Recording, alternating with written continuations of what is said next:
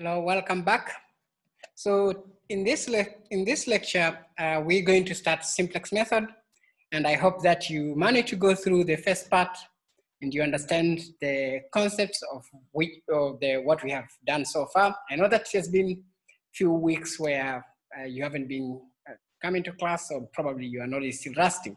So in this in simplex method, I'm going to try to build up on what we have learned so far. Now, remember that for graphical method, we could only solve problems, linear programming problems with two variables. Now, we're going to try to extend that and try to solve linear programming problem with more than two variables. In this lecture, I'll only try to start building what is a simplex method, how does it work, what do you need to know before you try to solve a simplex method problem. And then I will do an example and show you step by step how we go about getting solving it. And then in our future lectures, we can expand and try to develop our understanding of the concept and how useful it is. So in simplex method, you merely need to understand how to write your simplex, your problem in a standard form, and then in a canonical form, and then how to identify whether you are maximizing or minimizing, what are the steps you should follow in trying to achieve that end, right?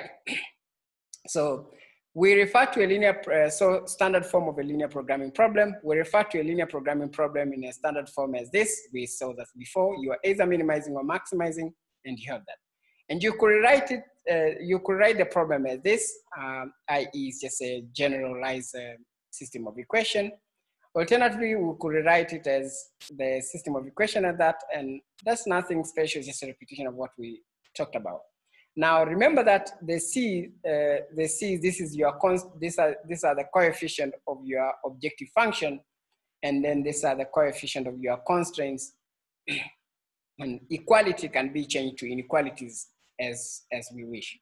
Now we start by trying to understand what's the basic solution. So the basic solution is I did speak briefly on this one in class, but I want to continue build up here before I continue.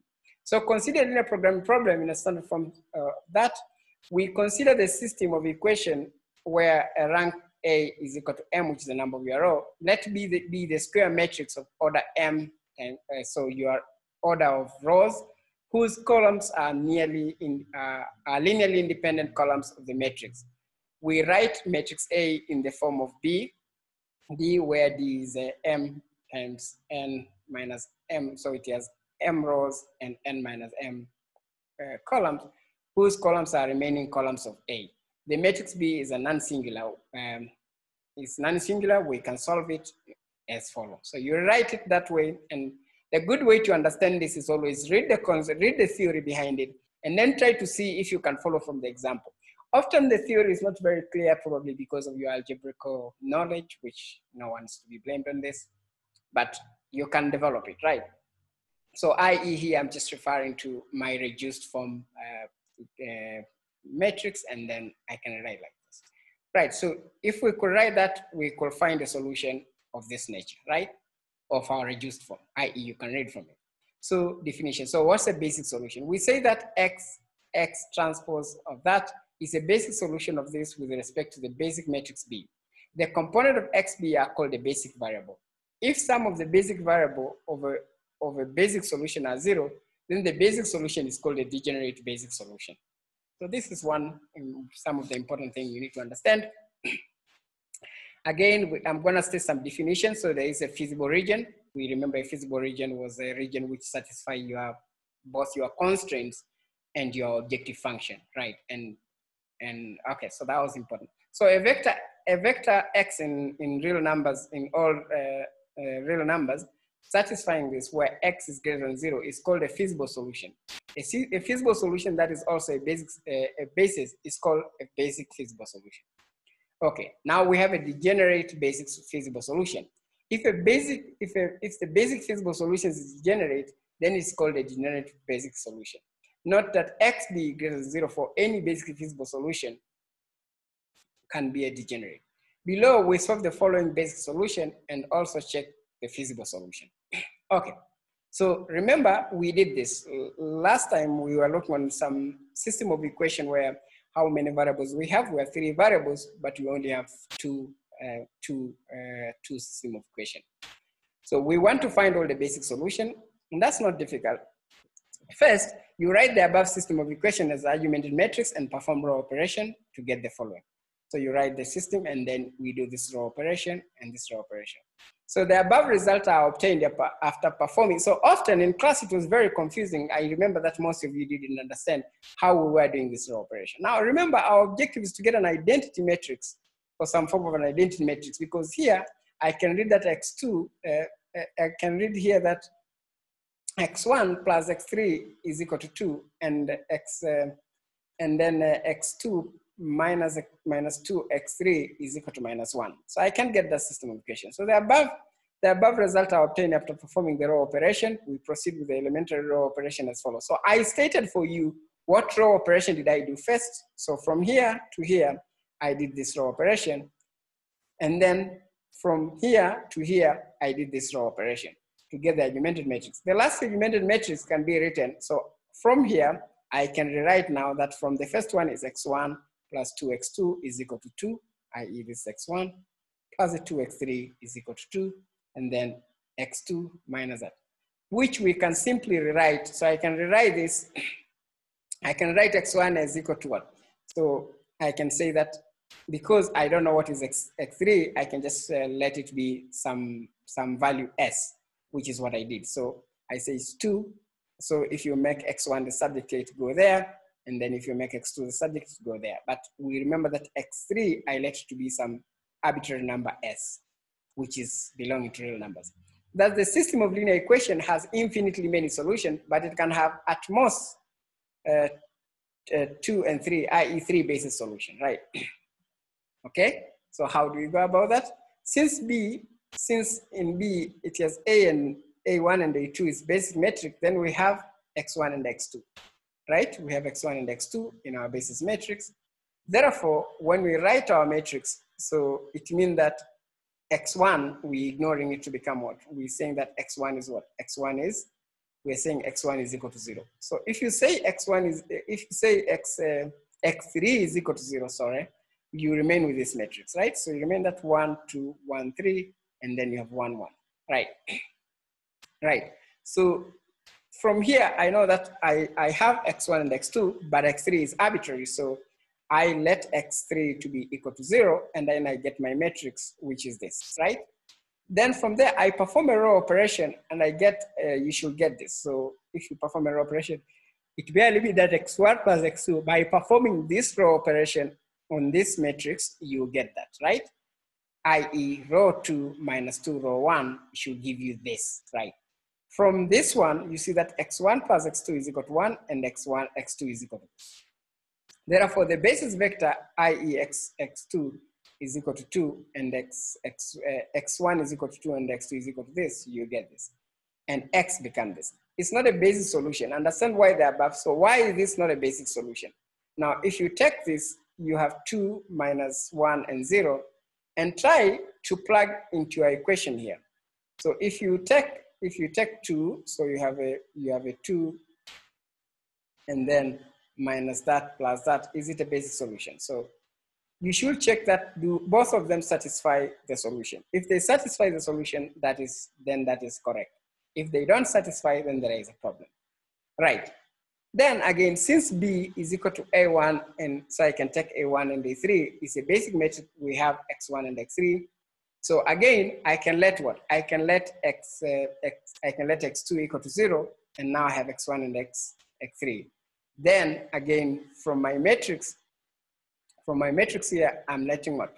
Remember here, I'm letting X2 equal 0. So it means this column is going to go away. So I have 1, 2, and then 1, 1, and then 1, 1. And I do my row operation again to obtain this. Therefore, the basis vector, you get that this is a half, and this is a, and that, and this, then it means our feasible solution.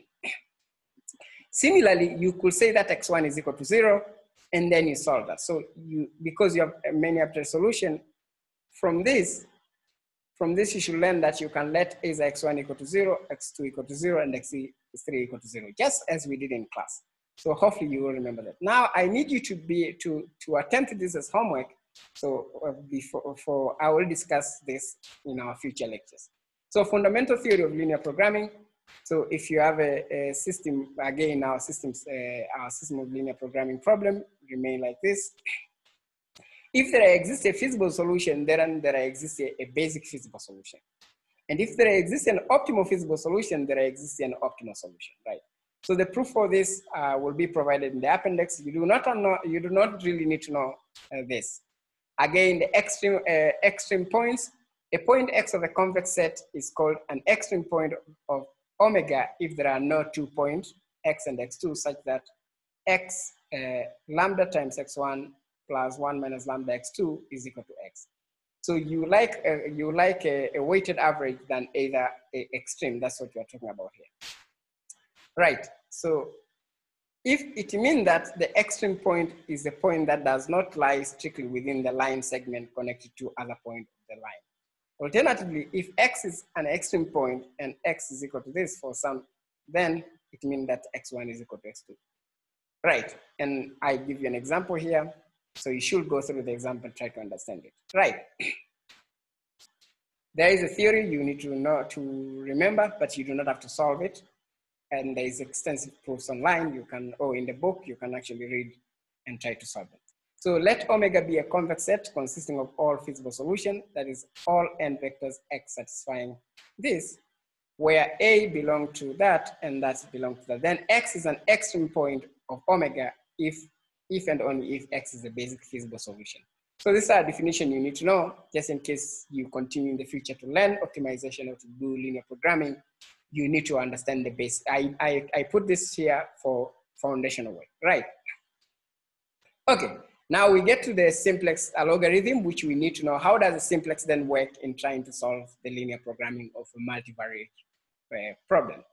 The aim of a simplex algorithm is to move from one basis feasible solution to another until an optimal basic feasible solution is found and the minimum value of the objective function is reached.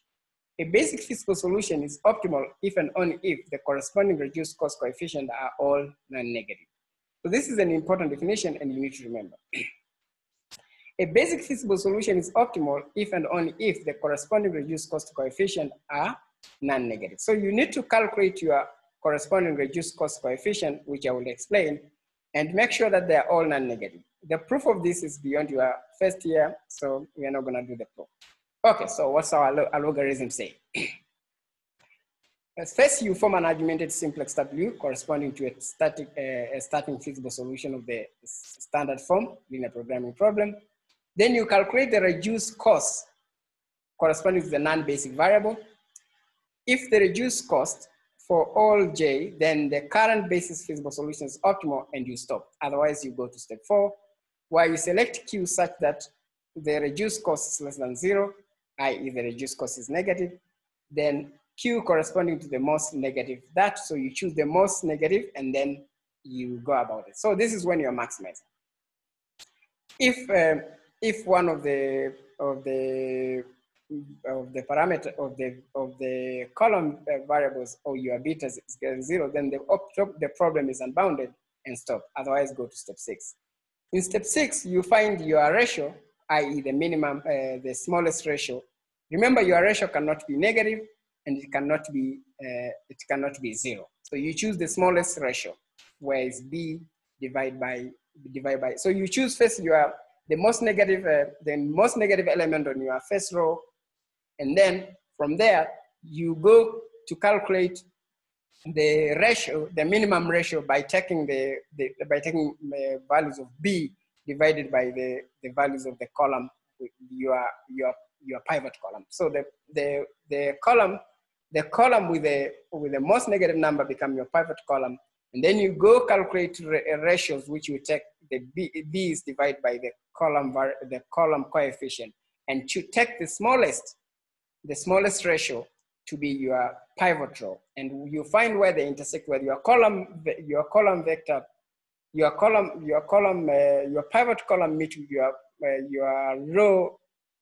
your row column, your row pivot. Where they meet, that is called a pivot element, and that pivot element has to be 1, and everything in that column has to become 0. So you have to do row operation and make sure that everything in that column, i.e. your pivot column, becomes 0, with the exception of your pivot element remaining as 1. So that is important, right?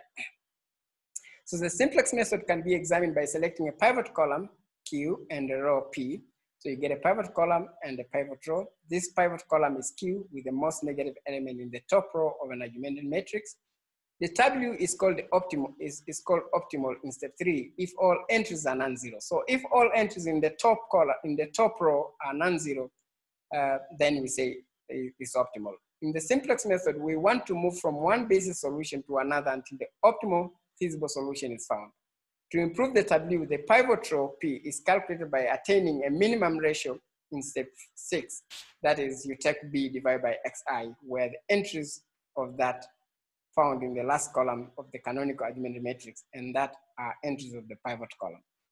So this is found in the last column of the canonical argumented matrix, that's your B's, and this is found as the entries of your pivot column, i.e. Q. We use the element row operation to get 0 entries at the Q's columns, except that's one entry which is made to be unity. So I have explained that where the pivot column and the pivot row meet, we call that unit is 1. It must be remaining as 1, and we do row operation to make everything else in that column 0, right? And in doing that, remember, even the other rows as well are changing. So we will see that. The rest of the entries will remain the same as that of the old canonical argumented matrix if all entries are either 0 or negative. Then we cannot move to a new one. So if all entries, i.e. this, what are these? These are the entries on your what? Entries on your pivot column. So if all entries are either 0 or negative, then we cannot move to a new argumented matrix and linear programming problem will be unbounded. So how do you identify if your linear programming is unbounded? Is if these entries are all 0 or negative, then we know that we have an unbounded problem. Remember, the unbounded is, it is like you can get an infinitely value of Z, right? Solve the linear programming problem. So we start by a simple problem. I'm gonna do a simple problem here. So you are given this problem, and you first have to, the first step is to convert the problem into a standard form. So maximize, it should become a minimize. So I think there's a typo here, this should have been a minimize. So all you are doing is moving everything to this side, it's become negative. And then you add slack variables to introduce equality. So because here there is less than, we put a plus x3 as a slack variable to become equal to 9. And then here we plus x4 to become equal to 4. And then we add x5 to equal 3. So that's now written like that. We put the above in the W and proceed to solve the question. So I did formulate a W and I put the ratio here for you to be able to figure. So if you see that on the Z column, Z is equal to 1, so it's gonna be 1. And then for X1, we have a -4, and then -5, everything is 0. For the second one, Z is 0, there's no Z there. X1 is 2, X2 is that, and that is equal to 9. Similarly to that, and similar to that. Note that the basic matrix B is X. So what is our basis? So our basis is how many new slack variables did we put? So we put X2, X3, X4, X5. So those are our basis, and they will be here, right? X3, X4, X5, right? And then going there, you put X1, X2 up to that, right? And B is just these values. Ratios, we're gonna see how useful that's gonna be. So note that the basic matrix is B, is X3, X4, X5. Therefore this, and since B is equal to that, we get that 9, 4, and 3. So if you are looking at X3, so X3 here when it's 1, you get it is 9. X4 when it's 1, you get it is 4. And X5 when it's 1 is equal to 3. That's how I'm getting this. So when X1 is 1, you get is equal to 9. When X4 is 1, you get is 4. And then when X5 is 1, you get 3. That's how I'm getting this. Therefore, the standard. So what will be so it means X1 and X2 are what? In this scenario, it means X1 and X2 are 0 here, X1 and X2 is 0 here, and X1 and X2 is 0 here. So my basic feasible solution to the problem then is 0, 0, 0, right? And we compute the reduced cost coefficient. So you must note that there is an extra 0 here. So it should be x 0, 0, 0, 0, 9, 4. So I think that's a typo as well. I'll correct that. Okay, we compute the reduced cost coefficient corresponding to the non-basic variable x1 and x2. So we want to calculate. So remember, these are the negative ones. So we need to compute the reduced cost coefficient corresponding to the non-basic variable x1 and x2. To calculate the reduced cost coefficient of x1, what are we going to do? For x1, this is x1. So what I'm gonna do is, it's gonna be C1. What is C1? My C1 is this cost, right? This is the coefficient. And then minus C3. Now, what is my C3? My C3 is, it's gonna be that one, right? And then my it's gonna be my C3 times Y3. So I'm gonna take this minus this times this, and then, so I'm gonna take 4 minus 0 times this number, 0 times this number, and 0 times this number, right? So that is what this is explaining to you, that take C, always take these are the coefficients. So C3, C1 is, if you're looking at C1 in this is minus 4. If you are looking at C3 is C3 is 0, and then C4 is 0, and C5 is 0. And then these are coefficients. Remember, what did we say? What are the y's? If you come back to our matrix, our explanation, we say that these are what? These are the entries of the pivot column. So the entries of the pivot columns. So this is what Y11 is. So what is my Y11? My Y11 will be equal to 2. My Y, and then my Y21 will be equal to 1. And my Y31 will be equal to 0, right? Accordingly here, no? So you see that. So I'm taking this time this. So it's minus 4 minus bracket this time this, this time this, and this time this, right? Yes. So if I do that, it's a minus 4, and you multiply, you get a minus 4. To calculate the reduced coefficient of x2, so for x2, we're gonna take this value now, right? We're gonna take this value, which is minus 5, so minus 5 minus bracket 0 times this, and then 0 times this, and then 0 times that, right? So that's what you're gonna do. Again, you should notice that this is, we get a minus 5.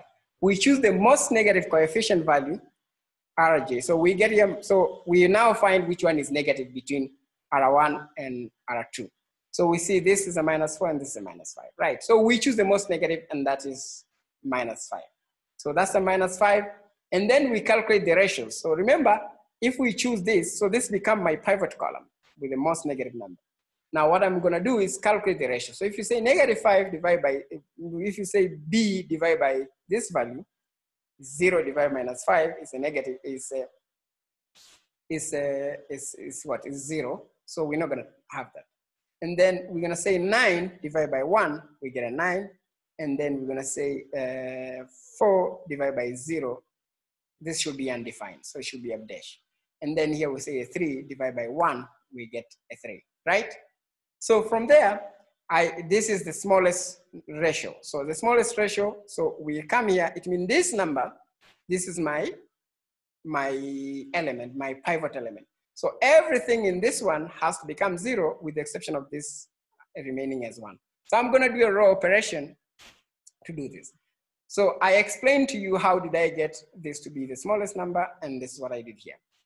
Right, so we now update the canonical argumented matrix by pivot 4 row. So I'm gonna go, this must be what? You are going to row 4, column 2, right? That's what we're starting with. And we start by performing the following row operation. So of course, in this row, what do I want? I want this to become 0, and I want this to become 0. This is already 0, bonus for us. If it wasn't 0, we perform a row operation to make it equal to 0. So I'm gonna say row 2 minus row 4. Here, row 2 minus row 4. So if you say row 2 minus row 4 going to row 2 is literally this minus this that's 0, and this minus this, that's a 1, this minus this, that's a 0, this minus this, that's a minus 1, and 9 minus this, that's a 6, right? So you should see that's what I got. So everything else remained the same. So everything else remained the same, but row 2 changed to this, right? Now, again, we then perform another row operation to make minus 5 equal to 0. To do that, so again, we now need this to become 0. So this has become 0, this has to become 0. So we're gonna now say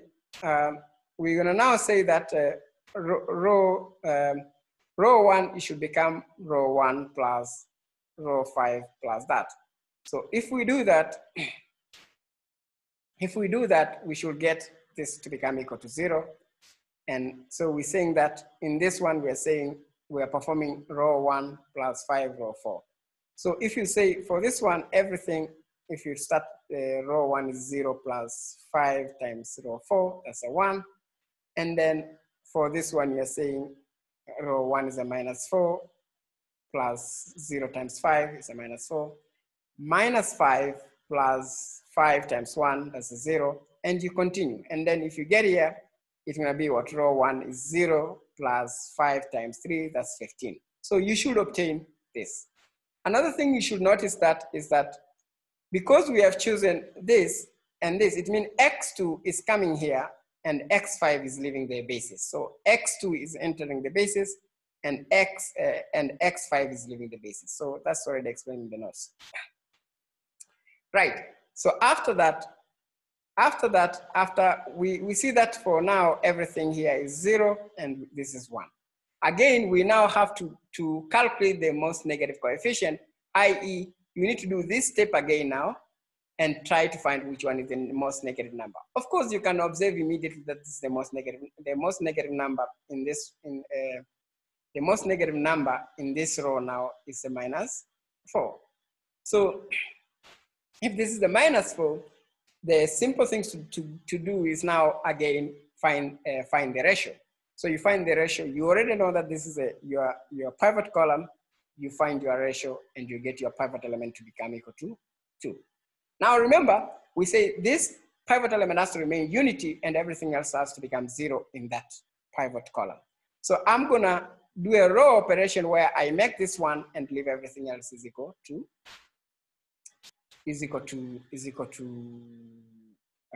0. Right. Now what am I going to do is row 2 is going to row 2 times a half. So that's what I do, and I get that everything here become a half, right? Furthermore, now that this is 1, I need this to become what? I need everything else to become 0. So row 3 now, which is here, I'm going to say this row minus that. I'm going to say row 3 minus this, going to row 3. And if you do that, you should see that you should obtain this, this matrix, i.e. if you say this minus that is 0, this minus that is 0, this minus this is a minus a half, this minus that is just 1, and then this minus this is a half, and then 4 minus that is 1, right? So you should get this, okay? So you get this one. Similarly, you do this one again, and you see that everything now is what? 0. And so nothing now in this, in the first row, nothing now is negative. So everything is not negative and you have the value. So so it means non-basis, if you check that the non-basis is A1, A4, and A1, A4, and X4, which means X1, X2, and X4, which when you read now for what? For XB, when X is 1 and everything is 0, that is showing that this is 3, right? And X2, when everything is 0 and you have 1, you see that it's 3. And then for X4, you go to X4 and say when X4 is 1 and everything is 0, that is 1. So that's why I have this. Now it means my X is becoming 3, 3, 0, 1, 0. Correct? Okay. Again, I calculate the reduced cost and I see that when I do this, I get this equal to 2. And when I do the other one, is equal to 3.